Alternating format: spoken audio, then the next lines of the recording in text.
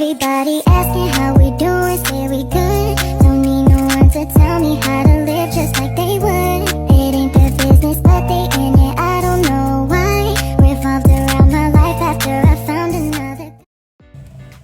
Assalamualaikum warahmatullahi wabarakatuh. Perkenalkan, nama saya Camoko Dompit dengan NIM 8114231168. Saya dari kelas B, jurusan Kesehatan Masyarakat, mata kuliah Dasar Promosi Kesehatan, dosen pengampu Dr. Irwan SKM MKes. Di sini saya, mahasiswa aktif semester 2, ingin menyampaikan materi tentang penyakit campak. Apa sih penyakit campak itu? Campak adalah penyakit infeksi saluran pernapasan yang sangat menular. Penyakit ini ditandai dengan ruam kulit di seluruh tubuh dan gejala seperti flu. Campak disebabkan oleh virus dan umumnya gejalanya muncul sekitar 1 hingga 2 minggu setelah tubuh terpapar virus tersebut. Penyakit ini paling sering terjadi pada anak-anak dan bisa berakibat fatal, namun bisa dicegah dengan mendapatkan vaksin. Penyebab penyakit campak.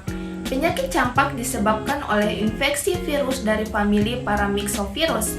Virus ini menular melalui percikan air liur saat penderita bersin, batuk, dan berbicara. Penularan virus juga dapat terjadi ketika seseorang menyentuh hidung atau mulut setelah memegang permukaan benda yang terkena percikan liur. Beberapa kondisi yang bisa meningkatkan resiko seseorang terkena campak adalah belum menerima vaksin campak atau vaksin MMR, atau tinggal bersama maupun merawat seseorang yang terkena campak.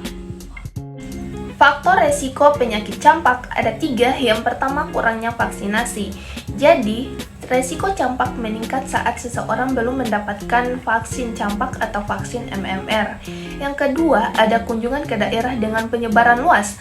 Campak juga meningkat saat seseorang mengunjungi daerah lain di mana penyakit campak sedang menyebar luas. Dan yang ketiga, ada kekurangan vitamin A. Tubuh yang kekurangan vitamin A juga meningkatkan resiko munculnya gejala campak. Oleh karena itu, penting untuk mengonsumsi makanan yang kaya akan vitamin A. Selanjutnya ada gejala penyakit campak. Yang pertama, demam. Gejala awal campak seringkali dimulai dengan demam tinggi. Yang kedua, ada sakit tenggorokan. Penderita campak juga dapat mengalami sakit tenggorokan. Yang ketiga, ada ruam. Munculnya ruam merah di seluruh tubuh yang dimulai dari wajah dan menyebar ke bagian tubuh lainnya. Yang keempat, ada mata berair dan kemerahan. Gejala campak juga dapat meliputi mata berair dan kemerahan atau konjungtivitis. Yang kelima, ada bintik putih di mulut. Bintik-bintik putih kecil di dalam mulut pada lapisan dalam pipi.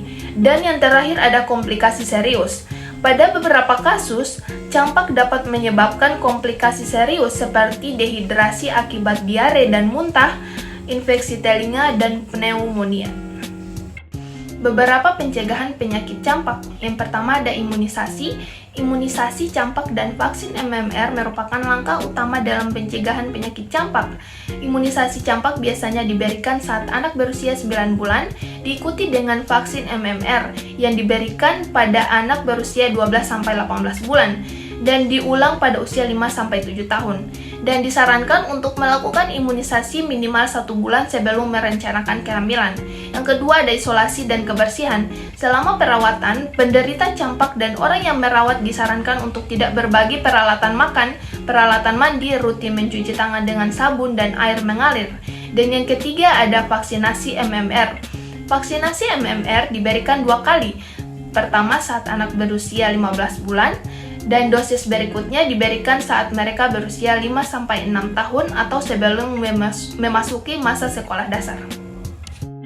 Dan yang terakhir, cara pengobatan penyakit campak. Yang pertama, ada pengobatan simptomatik. Yang kedua, ada pemberian vitamin A. Dan yang terakhir, ada perawatan suportif.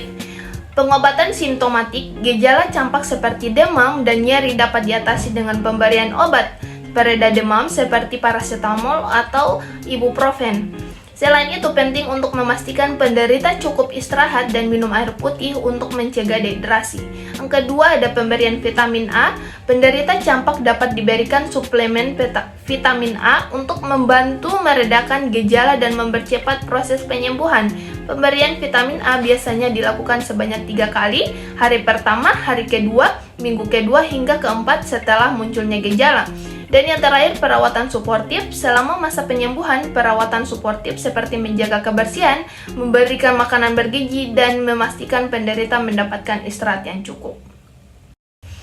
Demikian, hanya itu materi yang dapat saya sampaikan. Lebih dan kurangnya saya mohon maaf. Wassalamualaikum warahmatullahi wabarakatuh.